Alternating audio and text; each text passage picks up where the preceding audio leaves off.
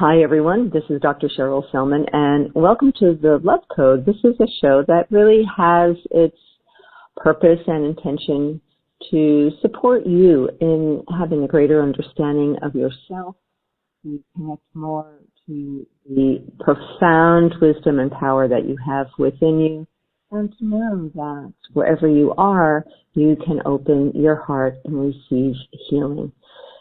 So it's a wonderful mission. I think I get inspired every time I do this show because of the wonderful guests that I have. And before we get into a fantastic conversation today, I do want to let people know who may be listening for the very first time that they can get the archived shows. And I have a second show on Progressive Radio Network every Thursday at 4 p.m. called What Women Must Know. So if you want to get the archive shows for both of those podcasts, then you can just go to my website, which is Dr. Cheryl Selman. That's Dr. Cheryl Selman. Or you can go to my Facebook page, which is CherylSelman.com. And just, let me just spell that for people who may be listening for the first time. It's Sherrill, as usual, Selman.com. Okay, so I'm just going to jump into things because we have such an important topic and it's so relevant for what we are going through at this time. We're going to be talking with Ray Merriman, who is not only a renowned astrologer, but has particular focus these days on financial astrology. We're going to be talking about his point of view and his understanding of financial astrology, financial markets, just the whole time, this era that we're in. So it's not the usual kind of topic I do on the Love Code, particularly working on financial matters, but it's all relevant, and astrology is one of my most favorite tools to make sense out of what's going on, and we're gonna have a lovely conversation. I'm sure it'll be quite profound. So let me just share a little bit about Ray. So Raymond Merriman is the president of the Merriman Market Analyst and founder of the Merriman Market Timing Academy. He is a registered Commodities Trading Adviser with the National Futures Association. Ray is a financial market analyst and has been the editor of the MMA Cycles Report, a monthly market advisory newsletter. Since 1982, he also writes daily and weekly reports for more active traders. Ray is a professional astrologer, and he's the author of numerous astrology books and developed 2 financial astrological software systems, the FAR, Financial Astrology Research Program, and the SOS, Stock Optimizing Selector Program, which enables traders to identify potential turnings. So I know it'll be an intriguing conversation, an enlightening one at that. I am so pleased to welcome Ray Merriman to the show today. So Ray, hello and welcome, and thank you so much for being with us at this time. Well, thank you, Cheryl. It's a pleasure to be with you. Thanks for having me. When I first learned about you, I was pretty fascinated anyway, because astrology is such as I was saying, a profound tool to understand your soul and to understand not just your individual soul, but now we're talking about more larger cycles, whether you call it the soul of the planet or whatever you want to call it, but there are larger cycles in play, and we're all feeling them right now. 2020 has been known from astrological circles to be a time of profound transformation. No one quite knew how it was going to show up, what it was going to look like, but it was known that big things are afoot. Big changes are afoot, and here we are, smack dab in the middle of it all. So I think I'd like to start our conversation, Ray, and ask you, it's an interesting combination doing astrology and being so involved with the markets. How did you find your way into astrology and then this particular version of astrology? Oh boy, do we have enough time? Okay, so yeah, plenty of time. Good. My background was in psychology. That's where I got my graduate degree, and that's where I did my postgraduate work at Michigan State University. And we're going back in time now to a period when, before hippies, we called them flower children. Okay? In the mid-1960s, I was involved in working with my thesis, postgraduate thesis, on the idea that there was a cultural revolution starting in the United States. And it was a subculture made up of people who were tuning in, turning on, and dropping out. And so I worked with Dr. Milton Rokeach, who was, I think, the foremost social psychologist of his time. And he put together what's called the Rokeach value system, 18 long-term, 18 short-term values. And my job, my task as a graduate student was to go to as many communes as I could and get at least 100 of these individuals, flower children, to take this survey and compare it to other demographics in society to show, in fact, my hypothesis had some legs, and namely that there was a subculture developing in society. Well, I want to tell you, first of all, it's difficult getting 100 people who were tuned in, turned on, and dropped out to do a survey. Okay, who were living communally. That was very difficult to do in those days. They didn't trust anybody from academia, which I was. But I finally did. I went, I was Michigan State University, so I went through Michigan, Illinois, Indiana, Ohio, and Canada. And I finally got 100 people who lived communally to take this survey. And the interesting thing was many interesting things, but the first interesting thing for me personally was every commune I went to asked me the same question. What is your sign? What is your astrological makeup? I had no idea what they're talking about. I didn't know anything about astrology. But every commune was into astrology. And I thought, if I really want to understand this generation movement that I'm trying to identify as a function of a new subculture, I better study astrology. And that's what got me introduced into astrology. It turned out, by the way, that the study that I did, the survey that I did, and the values that were put into play with this particular demographic was way off the charts of every other demographic that Dr. Rokeach and his staff had analyzed, whether you're talking about racial demographics, age demographics, career demographics, religious demographics, nationality demographics. This was totally significant and totally upside down from the average, I should say, of all of the other demographics. Back then, the highest values were family security, financial security. But no, those were the lowest values for those who were living communally.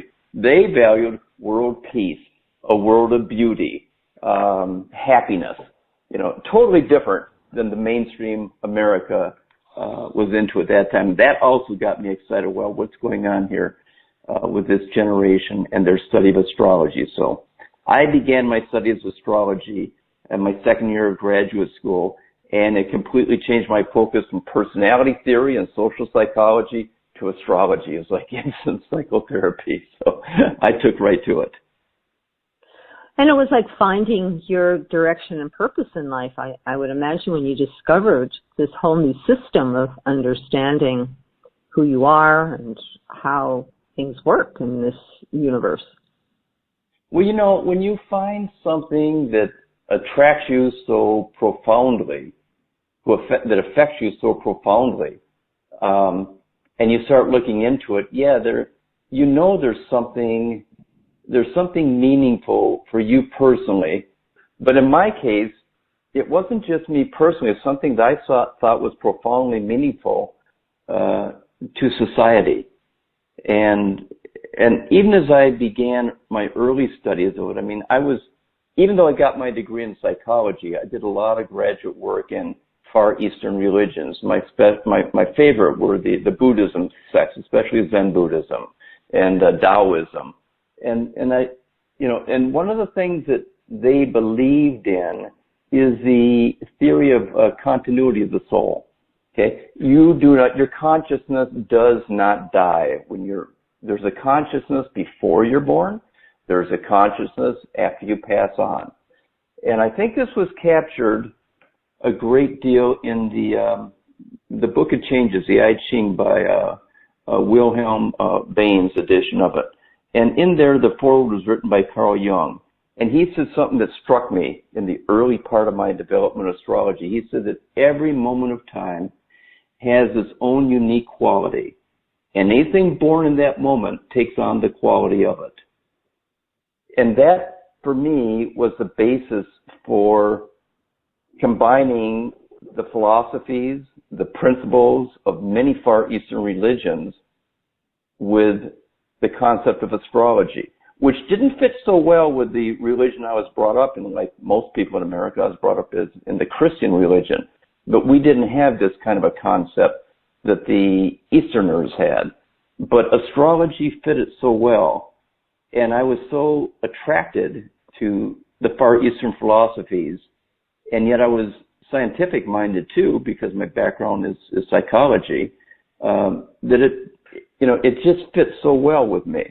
Now, further on in my path, 3 or 4 years later, I came across a book that many people on the metaphysical path are exposed to in their development. That's the Autobiography of a Yogi by Paramahansa Yogananda.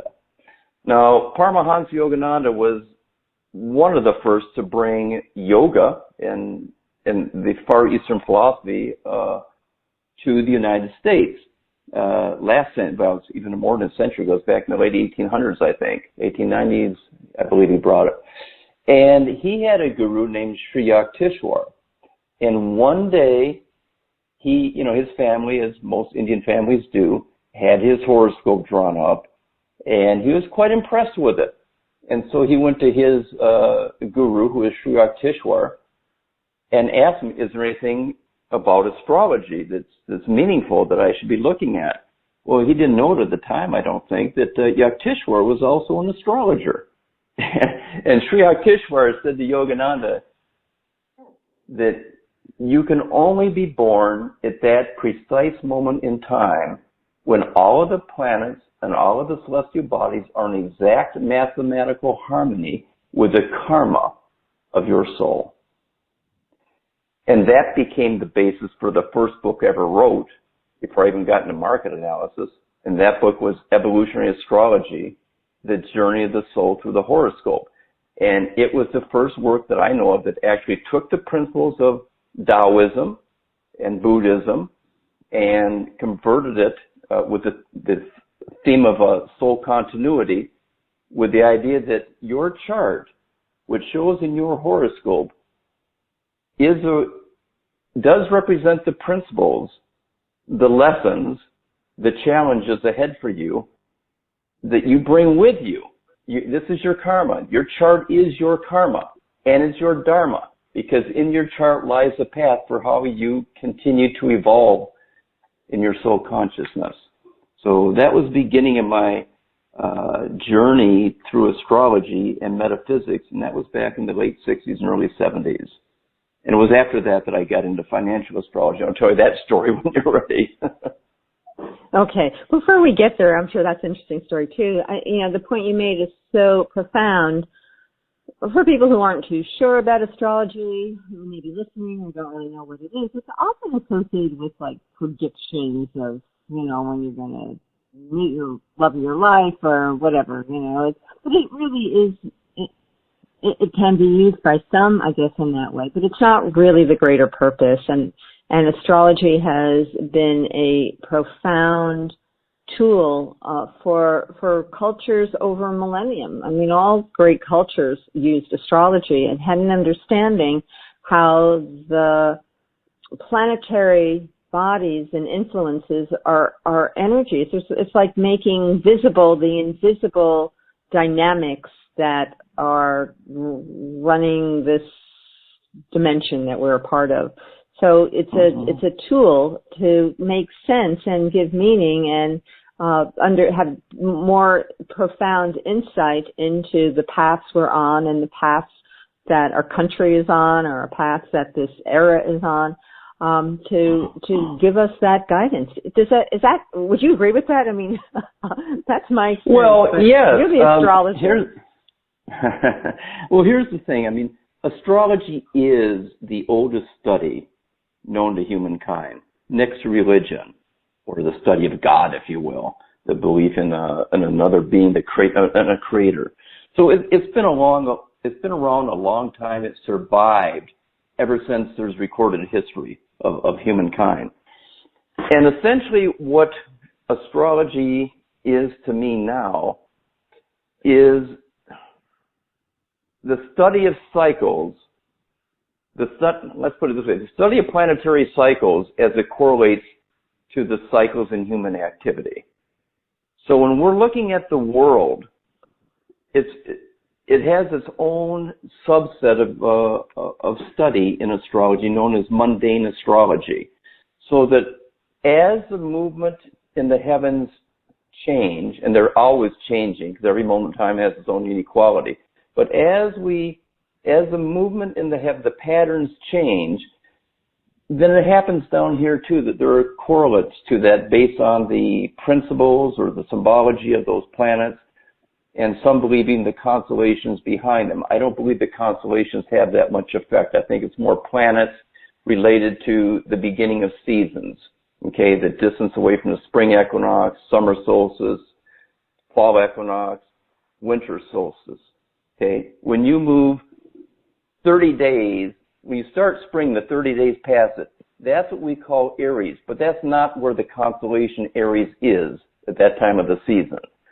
So I want to just make that distinction because some people think constellations have a big difference. I don't think constellations have much influence at all compared to the planets relative to the celestial equator, okay, and the way that we tilt our axis when the seasons begin. So not to get too detailed here, but just to go back to the principle here that the astrology is the study of planetary cycles related to the cycles of human activity. When cycles and planets come together, and they come together every time in a conjunction, that's the beginning of a planetary cycle.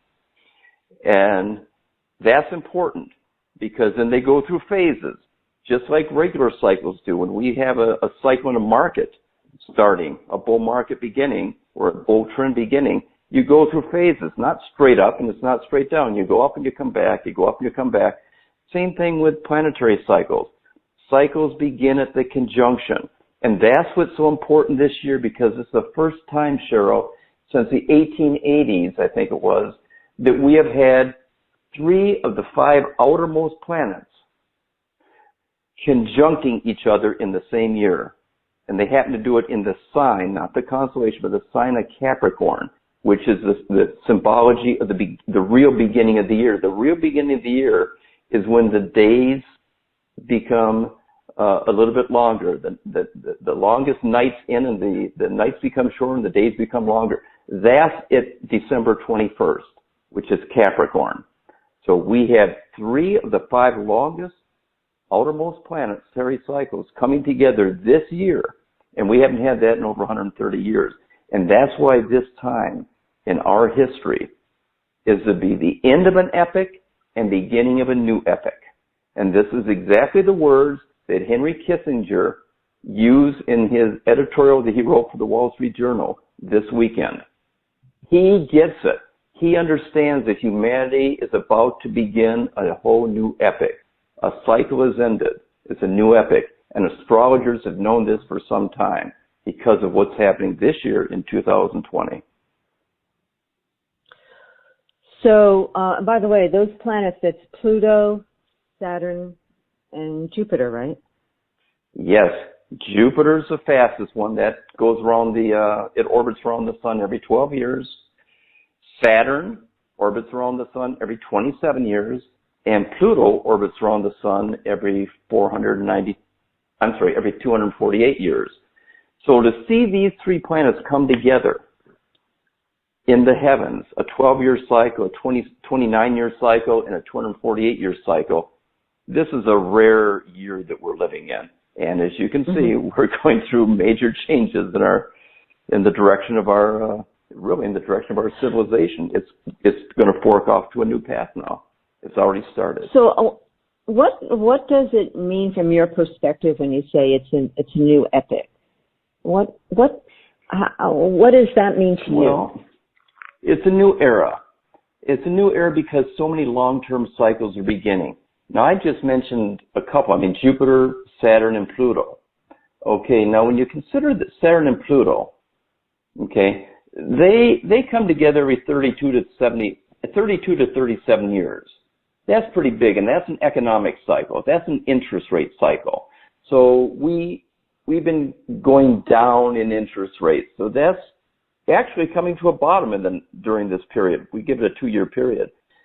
But if you take the time that Saturn and Pluto came together in Capricorn, the last time they came together in Capricorn, that was in 1518.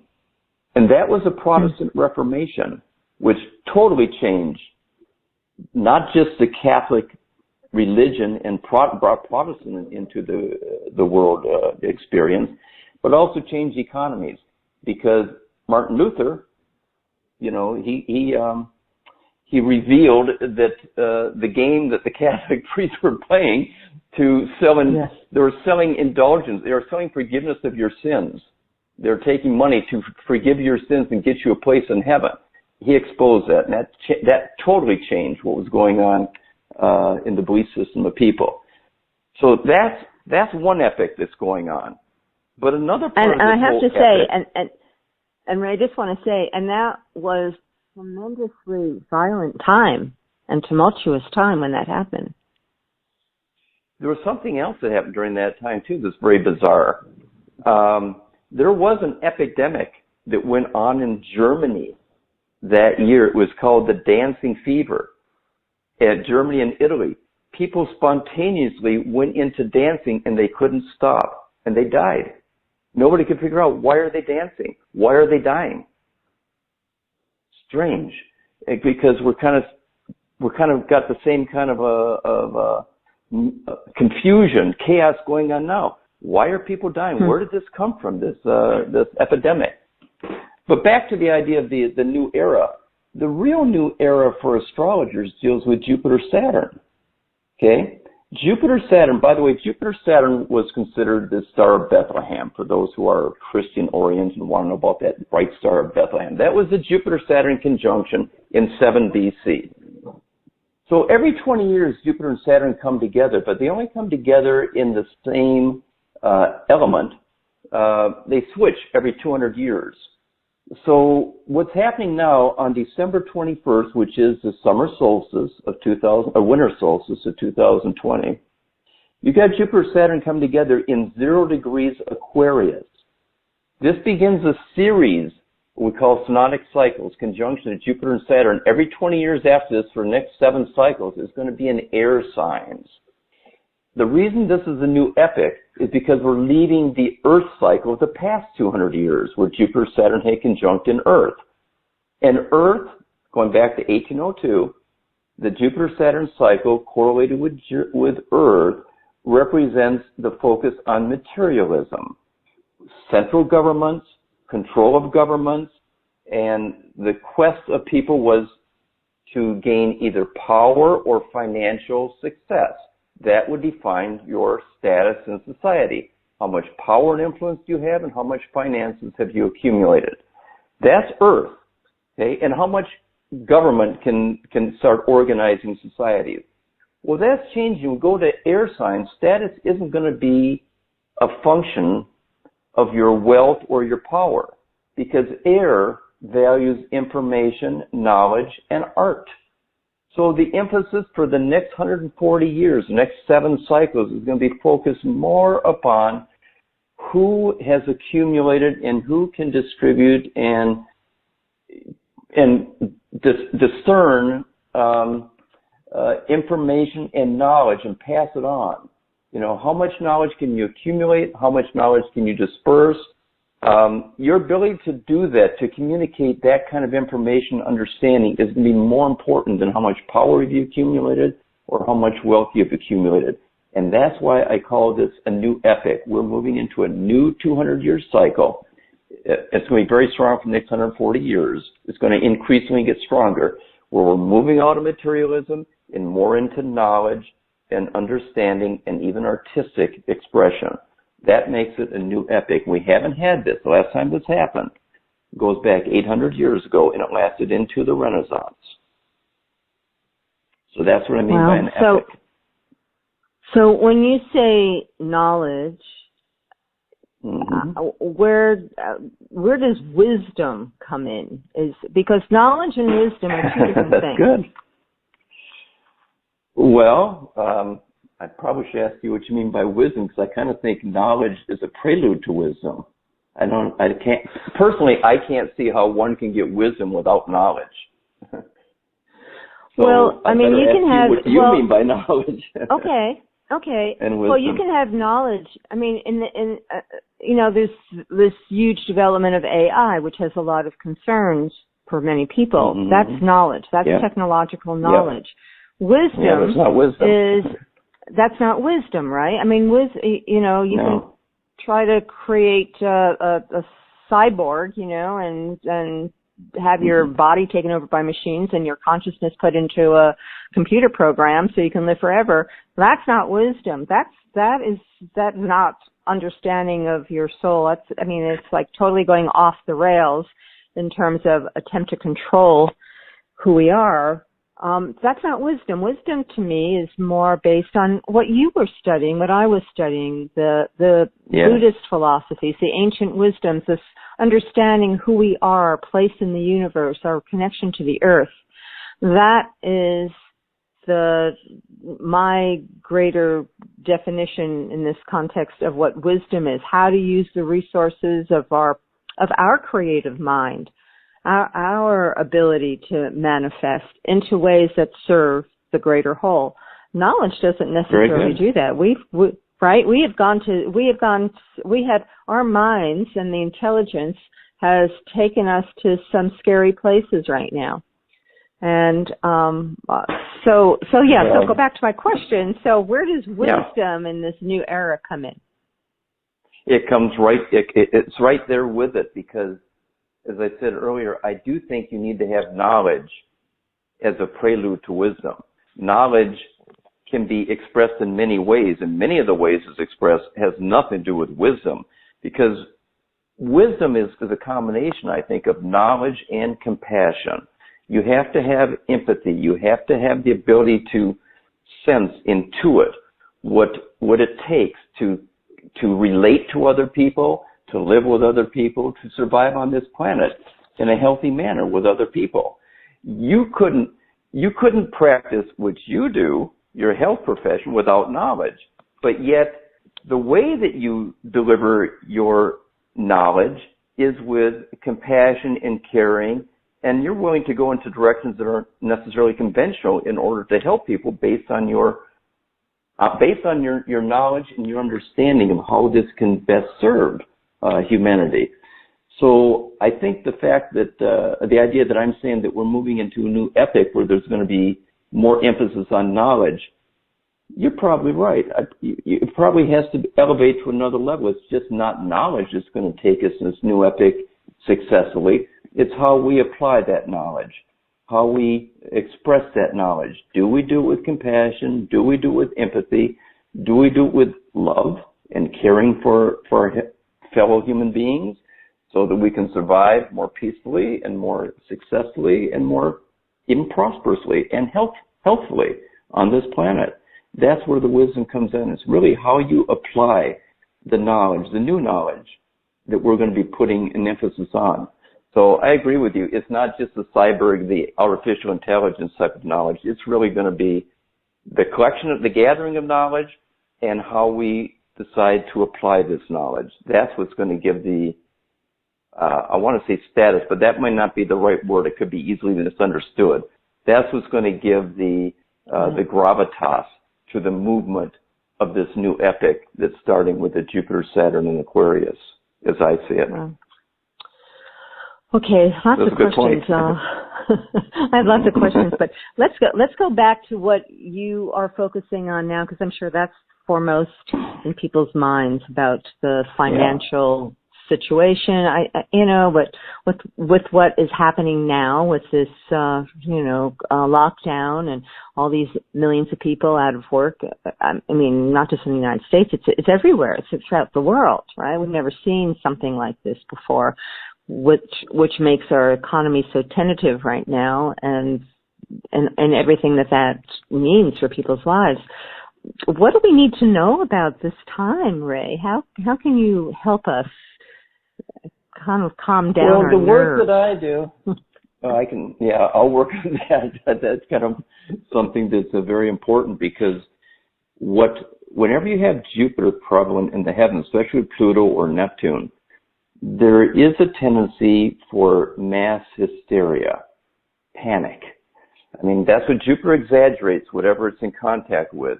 And right now it's in contact with Saturn and Pluto, which is fear.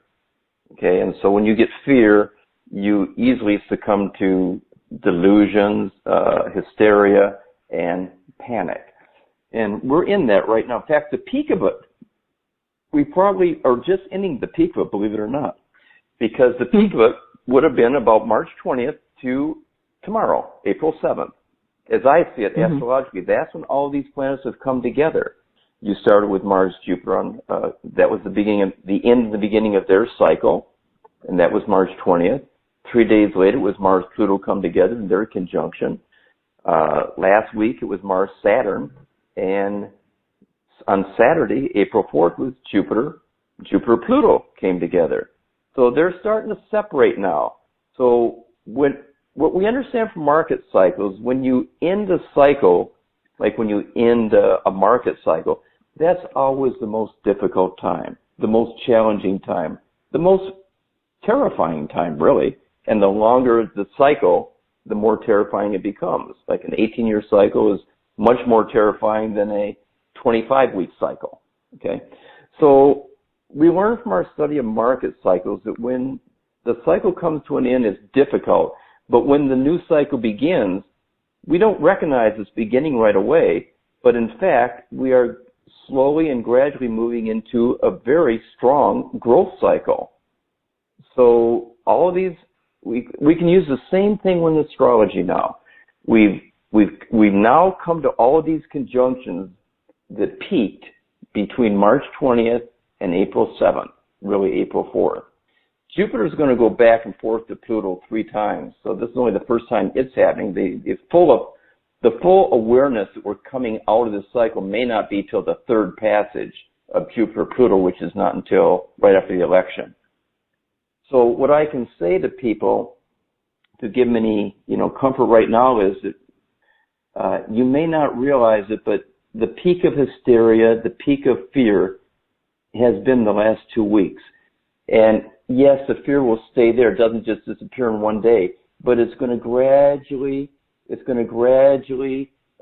get resolved. We're going to begin to get more understanding. We're going to begin to see the cures, the resolutions to this threat, this health threat, and economic threat. It's going to gradually come together. We're going to get the understanding of this. The doctors, experts in our world, they're predicting a vaccine won't be for 12 to 18 months. I don't even know that many of your listeners are going to be interested in vaccines. But the only thing my listeners would be interested in is if it will be a mandated vaccine. It probably will, because we're talking about Capricorn. I shouldn't say it probably will. There's a good chance it will, because Capricorn is government controls. So, and I would be concerned about that too. That we may be forced to do it. Well, let's put it this way: the people who want to work and interact in the marketplace physically with each other, I can see the government requiring a certificate that you have been vaccinated or somehow cleared of being a health threat to the rest of society. I can see the government doing something like that. Well, that's really worrisome. But I can see it is worrisome, absolutely. And again, that's what Capricorn is. Capricorn rules worry, anxiety. So a lot of people are not going to be happy with this, because it means you're giving up certain liberties and freedoms, and maybe even being asked to make choices that are contrary to your value system for the good of society, as your government has determined what that is. That's unfortunate, but that's possibly going to happen.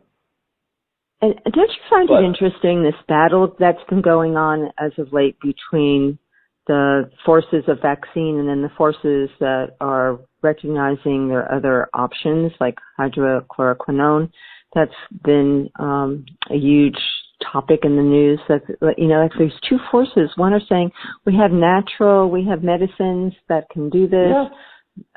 You know, vaccines are not the answer. We already have an answer. I find that is interesting, right? It's like these two forces are at play here right now. I agree with you. I think it was in New York City that one of the hospitals has decided to treat coronavirus patients with injections of vitamin C. I think that's encouraging. Yeah, IVs, yeah. See that, yeah. Yeah. And someone else is doing a combination of vitamin C and zinc, and they're getting results. But you know, for some reason, I think that, well, I think you know why. I think that might be a little bit threatening to certain agencies and their control issues, if you will, and you know, and they think they know best. But I tend to agree with the direction, you know, that people like yourself have been following, which is the body knows how to cure itself. It cures itself naturally. You just have to give it the natural solutions. These outer external synthetic solutions that we really don't know what the long-term effects are going to be could be, you know, it could be much worse than the solutions, the cures that they're giving us. It may make things worse. So I'm kind of in that camp. I like the idea of the holistic health and what they're finding out with the results that they're getting from applications of certain holistic healing methods as opposed to the pharmaceuticals. I don't like it. Yeah. Well, gosh, that can take us into all sorts of interesting directions. But I want to go back. Let's say with the finances, what do people need to know? People who are concerned, people who have, you know, 401ks, IRAs, are in the market, that everything was going along just fine, although, you know, we knew it couldn't go on forever as much as we'd like. What has been your advice? Generalizing. If I'm dealing with people who aren't sophisticated traders or investors and they're afraid of what's going on, they don't know what to do, what I advise them to do is take 90% of your funds and put it in cash.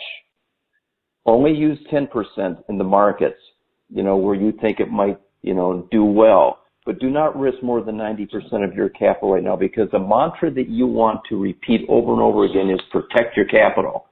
You know, when you're in a bull market, you want to appreciate your capital. We're not in a bull market. We're in a bear market. So we want to protect our capital. So you need to take 90% of your funds that you've got saved and put them somewhere where they're not going to be exposed to speculation or market forces until we get to the point where this market has bottomed, until we're more confident the market has bottomed. I don't see the market bottoming that quickly. I mean, I can see a big rally here. And this I've been telling my clients, you know, between March 20th and April 4th, you're going to get a bottom. You're going to get a good buying opportunity. Get back in the market if you are familiar with the market and you're not afraid. Or if you did put away 90% of your funds, then maybe use 10% of it to get back in the market. Because, you know, there could be a 2 to 5 month rally here. And I think there's good value out there right now. But I don't think we're going to go make a new all-time high. And once this is done, maybe by the time the next flu season comes next fall, I'm going to go right back to it again. I don't see the bottom here until Saturn has finished, is started or finished squaring Uranus, and that's 2021. My ideal time for bottom is 2022, give or take 1 year. My ideal time for top was any time before March of 2020. Well, you know, we had the top in February, so it wasn't too far off on that one. However, well, you were pretty right. It would drop. Yeah, I got the timing right, but I thought this decline would only be about 10 to 20%. I thought the decline in the final bottom would be between 20 and 55%. Well, the fact we're already 38% tells me we're in a bigger cycle. And this cycle I don't see ending before 2022, give or take 1 year. At that point, I think the Dow will be down. We're already down 38%, but it's not the bottom yet. So I think you look for this levels that we just saw a couple weeks ago or lower sometime in 2021, 2022. If you've got 90% of your cash available, you can start moving more into the market then. And if you're more into real estate, I think real estate is going to follow this too. I mean, real estate hasn't been hit that hard yet, but I think it's to come too. I think there's going to be a decline in real estate as well. So think about it. Where do you feel most comfortable putting your money? Right now, you don't feel comfortable anywhere. Most people don't feel comfortable having their money anywhere. So save it. Put 90% to the side. Because when things go down in value, people are going to need money. They're going to need cash. If you have the cash, you can help them. You can give them the cash that they're willing to give in return to you something of greater value than it is at this moment.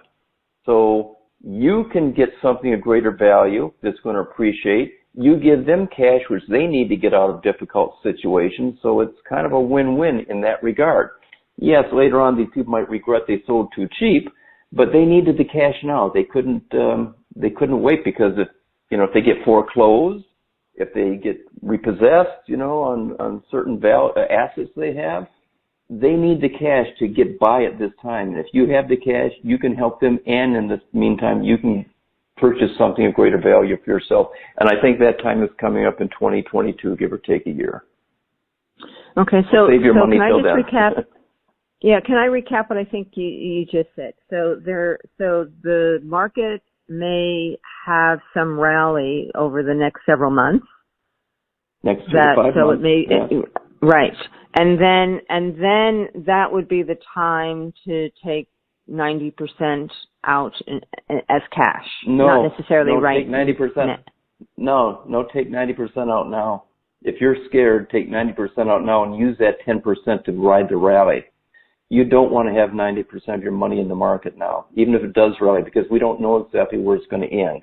This rally could go anywhere in the Dow Jones, I think, between 24,000 and 27,500. That's a big range. And if you don't get out in time, you're exposed. So right. I would say put 90% of your money in cash now, use only 10% in the market.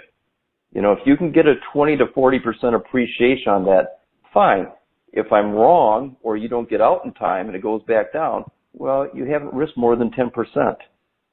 And if you do get that 10% to increase 20 or 30%, which I think is very possible, then you're a little better off than the cash that you started with. Now you got more money you can put aside when that next reversal comes, which I think will be sometime. I'm thinking sometime between, it could be as early as May, but probably more like, I would say July to, let's see, what's 3 months, July to October is where I'm looking for the top, the second top. But it's going to be very hard timing exactly where that is, which is why I don't recommend that people put a lot of money in the market unless they're traders, unless they're sophisticated. But if you don't know the market, put your money to the side where it won't be in danger during this next 2 years. Okay. Well, better to just take your losses now, more or less, right? And stash it somewhere, because you're not going to get much interest, right, if any, but at least you'll have You're not going to get interest. Yeah, see, that's what you want to put your money in the market in bull markets, because the name of the game then is to appreciate your investment. Right. In bear markets, you want to protect your capital. So people have lost money. Yes, they've lost money. However, in the last 2 weeks, if they haven't gotten out, they probably made 20 to 30% already, and there might be another 20 to 30% more to go. But I would say yes. Pick 10% of those stocks or assets that you like, keep them, or maybe move them into other things. Put 10% in things that you still think can appreciate. But yes, I would cash out and put 90. If you're afraid, if you've got fear going on right now and uncertainty, I would take 90% out and save it. Put it somewhere where it's safe, and try to live on your income. Try not to touch that. Just try to have that stay there for a while. And if you can, even add to it in savings over the next 2 years. But don't put that into the market at risk right now. This is not the time to buy real estate. This is not the time to be in the stock market long term. It's okay short term, but only if you're sophisticated enough to know, where the danger point is and time to get out. Well, what do you say to people who have those 401ks or the IRAs? And, move it to cash. Move it to money market. I mean, I don't know if they have the ability to direct.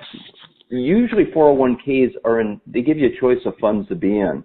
And one of them is money market, which is basically cash. So if you have possibility, yeah, go ahead. Okay. Well, that's great advice. I was going to say, go Ray. With people with 401ks or any kind of IRAs, some of them are self-directed. Some give you a limited direction. You can get in mutual funds. You can get in a small cap, large cap, medium cap growth fund. You can get into bonds, or you can get into money markets. And I would say put it into money markets. That's where I would put it. That's where it's safe. You're not going to get much interest. You're going to get 0 to 0.25% interest, but that's better than losing, putting yourself at risk. You lose more. And CDs as well, right? You could do that. CDs too, yes. Find yourself a AAA rated CD. You can go into that too. You can go into short-term treasuries. I would be careful of long-term treasuries, like anything beyond 5 years. I think T-bills are okay. Up to 2 years is probably okay. Well, even that I'd be careful of. I think I prefer, CDs and money market, because the other thing is with Saturn and Pluto coming together in 2020, usually within 2 years of that, the interest rates bottom. Well, we had a bottom in 2016. We went up a little bit in interest rates. We're right back down to the bottom again. That's called a double bottom. This isn't going to last forever. Everybody thinks, we're going to have zero interest rates forever. I don't think so. Maybe for another year. But, you want to, again, you don't want to lock yourself into these things at 0% or 0.25% or 0.5% for 10 years. I think a 10-year treasury right now is only going to give you, 0.8% or something? I think I'd rather have the money in cash and wait till it starts going up and invest it when it goes up a little bit. Yeah. Right. So do you see a depression, which a lot of people are concerned about, and there's talk about that? Well, I don't know. In my opinion, this isn't as bad as the Great Depression. That's one encouraging thing. This is not as bad as the 1930s, in my opinion. It's big. It's every 72 years, 75 years, give or take a few years, you get a depression, and then you get a secondary recession reaction to it 6 to 15 years later. Well, the Great Depression was 1932, and the 75-year cycle, that was 2009. That was, to me, that was the closest thing we're getting to a depression. This is a secondary reaction. Now, sometimes the secondary reaction can be worse than the original one. The original one that we're off of right now, that we're having a secondary reaction right now, is that 2007-2009 recession, the Great Recession. It might get almost as bad as that, but my thought was we wouldn't lose as much as we lost then. We're at 38% now on the Dow. Back then we lost 55%. But if you go to European countries, they lost 70%. So, you can make a case that the stock markets of the world could lose anywhere from here, 38%, which was the low we had recently. They could lose from that all the way to maybe in the 70s. I don't think we're going back to the Great Depression where we lost 90%. But I do think we're going to get close to 50%. And so it'll feel like a depression, but I'm not going to call it a depression. I'm going to call it a secondary reaction to the Great Recession. Right. Well. And we'll come out of it. Now, when we come out of it, Cheryl, I should point something out. There's another recession after that. It's going to be the Roaring 20s of the 2000s is going to be kind of a roller coaster. We start out strong. We have this big recession. We're going to get a big rally after 2022, 2023. We get another recession, 2026 and 2029, and then we're off and running to the great growth period that's going to last. I think it's going to last. Usually these growth cycles last 15 to 20 years. So I think we're going to go into one of those starting around somewhere between 2026 and 2029. So keep yourself liquid, into the end of this decade, and keep looking for great values in 2022, give or take a year, 2026, 2029. There'll be another period there. You get great values, and then you can buy and hold, which is the mantra of investors. They buy and hold because they know real estate, they know stocks, they go up over time. But you don't want to buy at the high, you want to buy at the low. And the low is 2020. You got another one, I think, in 2022, and another one 2026 to 2029. And that's when you want to really buy and hold for a long time. Gotcha. Well, I'm glad there's a little light at the end of the tunnel. There is. You're in the darkest part right now, and you're in the tunnel, but it's a little glimmer of light to start now because we passed that March 20th to April 4th period. I know Pluto can also rule plagues and pandemics like we are in, or we're, it's perceived that we're in. I'm actually not convinced it is a pandemic at all, but it's been perceived as such and acted upon as such by world governments, right? But so we're in this cycle. I've lost my train of thought. So I had a really good question I was going to ask you. It'll come back. Oh, right. Oh, I know. Okay, because Pluto will plague. So it's like this time something was going to happen that would have global consequences, right? Yes. As an astrologer, all the astrologers that I, listened to previously have always said 2020 is major time, big transformation, big changes. So something had to happen. We didn't know what it was going to look like that would have global ramifications to initiate a new cycle, a new era of transformation. And as an evolutionary astrologer, you must see it in a positive way, Ray. I'm hoping. Well, yes, absolutely. As you say, astrologers have been looking at this period for a long time, probably since the last recession. They've been focusing on Saturn and Pluto coming together. Now, I want to point out that before I get into good news, you indicated correctly that Pluto can be like a plague, but what it really is, astrology is symbols. So Pluto is a threat. In Capricorn, it's a threat to our structures, our governments, our structures, our systems, our daily routines. So astrologers wouldn't necessarily have been able to identify this to be a pandemic or a health crisis, but they could foresee that there would be a threat to the structure of how we conduct ourselves in the world, how the world functions, whether it's government, economy, trade, all of that. And last year, by the way, was Jupiter square Neptune, which is trade. That was the setup. Okay, the trade disputes we had in our country with the rest of the world is the setup for the cliff that we're on the edge of right now with Saturn and Pluto. That's the symbol of that is on the edge of a cliff. Are we going to fall over? Or are we going to catch ourselves here and find our way back to normalcy? But as far as the evolutionary part is concerned, again, we're talking about conjunctions. Jupiter-Pluto, which is extreme measures, Saturn and Pluto, which is a threat to our livelihood, to our economy, to our structures, and Jupiter-Saturn, which is the longest cycles astrologers have been watching, since the history of mankind's written history. So these are all conjunctions. And again, as I indicated earlier, once the conjunction starts passing and the planets start separating from each other, which you call the waxing phase, like a waxing moon, you start seeing the light.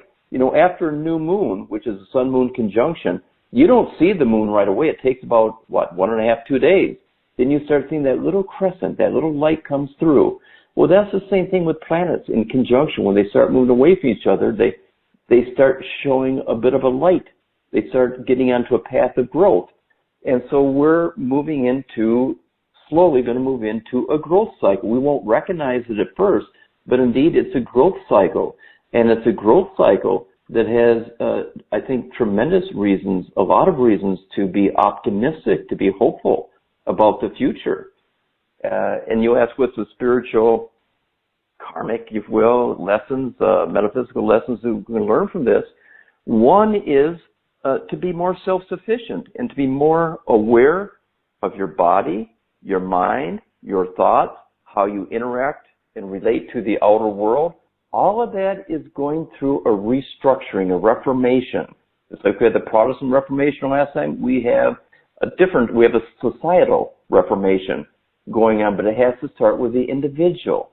How we look at our own temple and care for our own temple, and how we interact with other people and see the sacred life force within them, and how we care for them, how we love for them, how we heal them when they're in need, whether it's psychological, emotional, or physical. This is the spiritual lesson that these planets, the message, if you will, of the cosmos delivering us, because really the cosmos is, in my mind, it's God's way of messaging us. If you can read the stars, the movement of the heavens, you get the message coming from the cosmos. And so this is the message I think we're getting from the cosmos right now. And the cycles in the cosmos are telling us what to anticipate in terms of our cycles in our human activity on Earth. So I think this is a very critical time, very important time. It's the end of an epoch, the beginning of a new epoch, and there's many lessons we're learning, but the most important ones, I think, are caring for yourself, your temple, and then expressing that outward to care for all the humanity that you're connected to on this planet. In fact, even the Earth itself. I think a lot of what we're going through is engineered, if you will, by Mother Nature. The way that we behave, the way we treated the Earth. This is kind of the consequences of all those behaviors, really over the last 800 years, but especially over the last 200 years. And as we recognize our mistakes, we can also recognize the lessons that need to be learned and to be dealt with and to be applied. So we don't have these kinds of consequences from our behaviors in the future. That's the way I look at it. Well, that's a great positive note to end this wonderful conversation. I want people to know that if they are interested in knowing more about your work, Ray, they can go to your website, which is MMA Cycles.com, right? Merriman Market Analyst. That's what MM stands for. MMA Cycles.com. It's pretty fascinating, the work that you're doing and the way that you can provide guidance for people financially and in every other way. It's just been great having this conversation. I know we've all learned a lot, and you've left us in this really, with great advice and on a positive note, which is really wonderful. That's what we all need right now. That's good. That's good, and thank you for having me and doing this. Yes.